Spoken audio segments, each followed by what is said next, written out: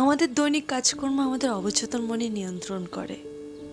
আমাদের উচিত আমাদের মনকে কন্ট্রোল করা, কিন্তু দেখা যায় মন আমাদের কন্ট্রোল করছে, যার জন্য আমাদের জীবনে এত প্রবলেম। এই বইগুলো পড়ি, তখন আমি জানতে পারি যে কেন আমার লাইফে এত প্রবলেম ছিল বা কেন আমার লাইফে এত অ্যাংজাইটি ছিল। 2018 সালে যখন আমি নিজের লাইফ নিয়ে স্ট্রাগল করছিলাম, যখন আমি ডিপ্রেশনে অ্যাংজাইটিতে ছিলাম, তখন আমি ম্যাজিক্যালি একটা বই হাতে পাই, দুটো বই হাতে পাই।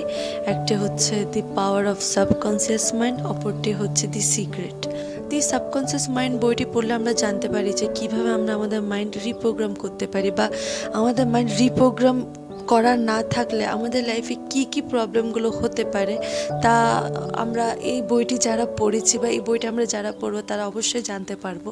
অবচেতন মনকে বা আমাদের সাবকনসিয়াস মাইন্ডকে রিপ্রোগ্রাম করা খুব প্রয়োজন, কারণ সাবকনসিয়াস মাইন্ড রিপ্রোগ্রাম করা না থাকলে, যদি নেগেটিভিটিতে পূর্ণ থাকে আমাদের মাইন্ড, তাহলে আমাদের জীবনে সব সময় সমস্যা লেগেই থাকবে।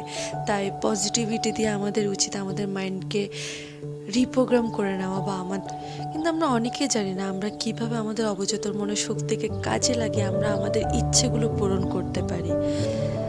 সাবকনসিয়াস মাইন্ড কখন অ্যাক্টিভ থাকে বা কখন আমরা আমাদের আমাদের চিন্তাগুলো বা আমাদের ইচ্ছেগুলো আমাদের সাবকনসিয়াস মাইন্ডকে জানাবো, তো তার দুটো উপযুক্ত সময়, একটি হচ্ছে ঘুমোতে যাওয়ার আগে আর ঘুম থেকে ওঠার পর। কারণটা হচ্ছে আমরা যখন ঘুমোই তখন আমাদের কনসিয়াস মাইন্ড ঘুমিয়ে পড়ে, কিন্তু আমাদের সাবকনসিয়াস মাইন্ড তখন অ্যাক্টিভ থাকে। আমাদের সাবকনসিয়াস মাইন্ড কখনো ঘুমায় না, সে সবসময় অ্যাক্টিভ থাকে।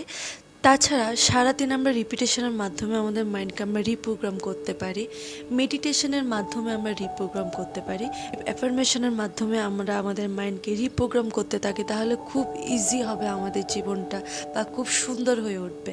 এমনকি আমরা আমাদের লাইফ পার্টনারকে ম্যানিফেস্ট করতে পারি, আমরা আমাদের ক্রাশকে ম্যানিফেস্ট করতে পারি, বা আমরা ড্রিম জব পেতে পারি।